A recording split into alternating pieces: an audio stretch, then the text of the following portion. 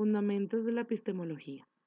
El concepto de epistemología es el estudio crítico de los principios, hipótesis, experimentación y resultados de otras ciencias. El conocimiento no solo se refiere a lo que representamos mentalmente, sino al sentido crítico que aplicamos sobre ello.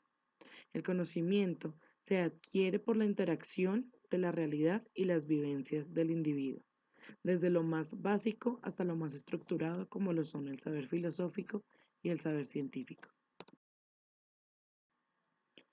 La naturaleza del conocimiento es la relación entre realidad y verdad, que se construye a partir de la interacción entre sujeto y objeto, lo cual genera los problemas o interrogantes epistemológicos.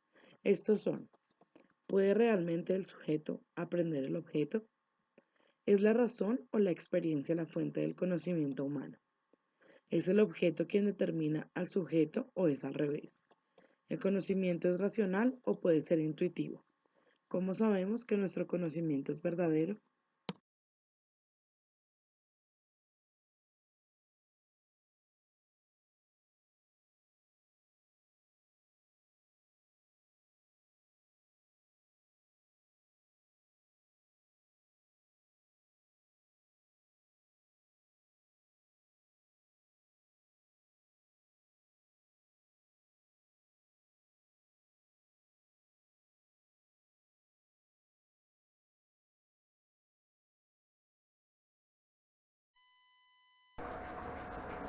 La ciencia, fundamento base de la epistemología. La ciencia es valiosa como herramienta para domar la naturaleza y remodelar la sociedad. Es valiosa en sí misma como clave para la inteligencia del mundo y del yo. Es eficaz en el enriquecimiento, la disciplina y la liberación de nuestra mente. Es comunicativa y deducible. Solo trabaja a partir de una proposición e hipótesis. La ciencia se considera, según Aristóteles, un conocimiento verificable. La intuición es la fuente del conocimiento científico. La ciencia se divide en dos: ciencia formal, ciencia fática. La formal trata entes ideales, se adecua a reglas de consistencia racional. La ciencia fática trata entes materiales y se adecua a hechos, consistencia empírica, analítica especializada, clara, precisa, comunicable, verificable, sistemática, explicativa, abierta y predictiva.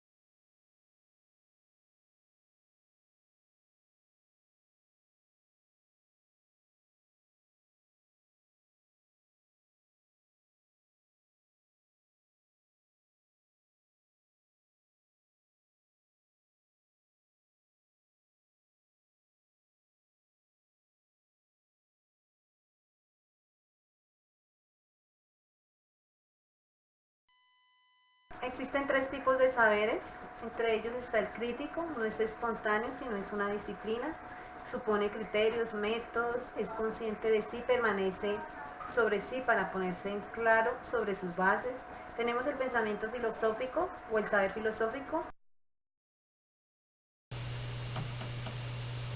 Fase 2. Identificación del problema.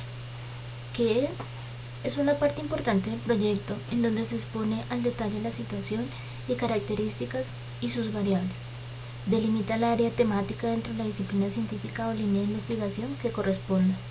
Podemos clasificarlo en un hecho imprevisto que se sale de lo común, que no se encuentra una fácil explicación.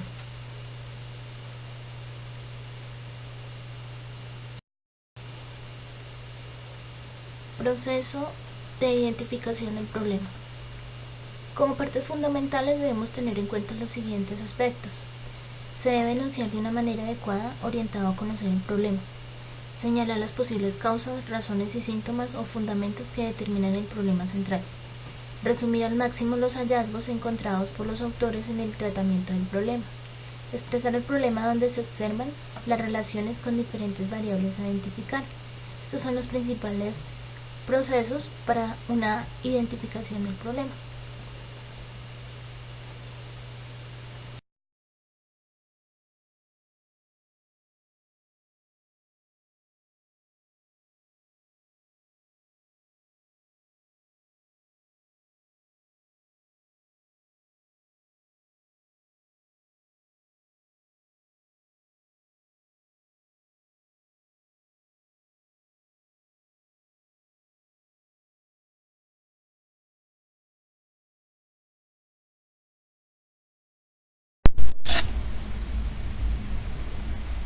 Planteamiento del problema. En vista de que el ser humano siempre está en la búsqueda de adquirir conocimiento, surgen interrogantes acerca de cómo el hombre a través de diferentes estrategias puede obtener su aprendizaje. Es importante resaltar el método científico por medio del cual se puede encontrar una variedad para dichos conocimientos, con ayuda de diferentes factores que los rodean, sin dejar de lado el conocimiento a priori, a posteriori como un científico, etc., debido a que estos basan muchas de las experiencias cotidianas y permiten estimular la capacidad de duda y la necesidad de la búsqueda del conocimiento, pero a su vez estos permiten una variable en cuanto a los resultados obtenidos en el proceso de enseñanza-aprendizaje de acuerdo a las vivencias y al entorno de la persona. La adquisición del conocimiento se afecta o se beneficia dependiendo de las vivencias del sujeto. Partiendo de la necesidad del hombre por conocer y su insaciable curiosidad de entender todo lo que le rodea, es evidente su compromiso con el aprendizaje de diferentes maneras. Desde el inicio de los tiempos, los seres humanos de manera espontánea aprendieron cómo adaptarse a su hábitat, como por ejemplo aprender a suplir sus necesidades básicas. En este proceso, en donde encontramos que día a día el hombre se ha visto lleno de estímulos de aprendizaje que lo han llevado a evolucionar a medida del paso de los años, surgiendo así el interés por aprender más sobre el porqué de las cosas. El desarrollo intelectual es natural del ser humano, se adquiere por medio de lo que recibimos del ambiente desde niños a adultos. Para Piaget, todo acto intelectual requiere una estructura intelectual y está caracterizado por la asimilación y por la acomodación, los diferentes esquemas construidos por el sujeto, los cuales le permiten actuar sobre el mundo, dirigir su conducta y dar sentido a su vida.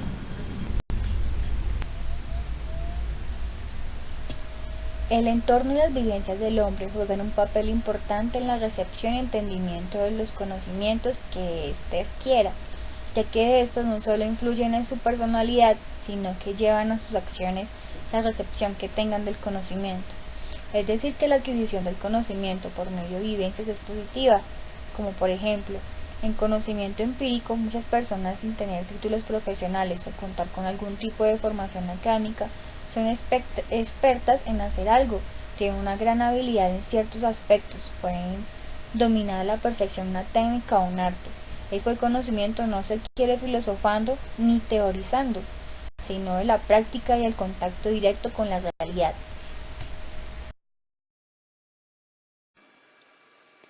Para la solución de la problemática tratada, tuvimos en cuenta no solamente que el aprendizaje es traspasar información de una mente a otra, sino que éste debe tener una conexión con todos los conocimientos antiguos y los nuevos para hacer una construcción del conocimiento permanente. También buscamos que los entornos sean enriquecedores para el manejo de la información y asimismo para mantener en constante desarrollo el aprendizaje y el conocimiento obtenido.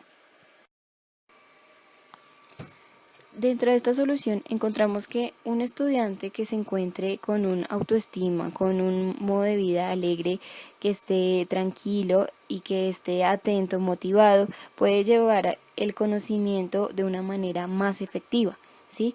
De esta manera también entendimos que términos como inteligencia emocional, inteligencias múltiples, estilos de aprendizaje son términos renovadores y en cuanto a la investigación pedagógica que han resultado en ir más allá de un salón de clase y llevar al tutor o profesor a involucrarse con sus estudiantes para mantener un mejor desarrollo y para dar respuesta a las demandas sociales que se plantean no solamente en las instituciones, sino en la comunidad en general.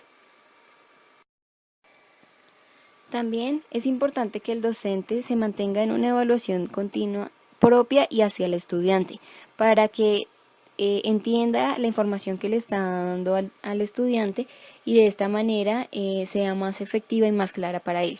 También es necesario que el estudiante entienda de dónde viene esa información, a qué se refiere y para qué va a ser usada.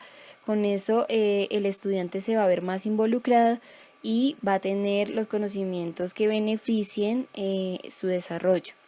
También es necesario para el docente y para el estudiante entender las diferentes etapas de conocimiento que se deben tener en cuanto a las capacidades que vamos desarrollando a medida que pasa el tiempo.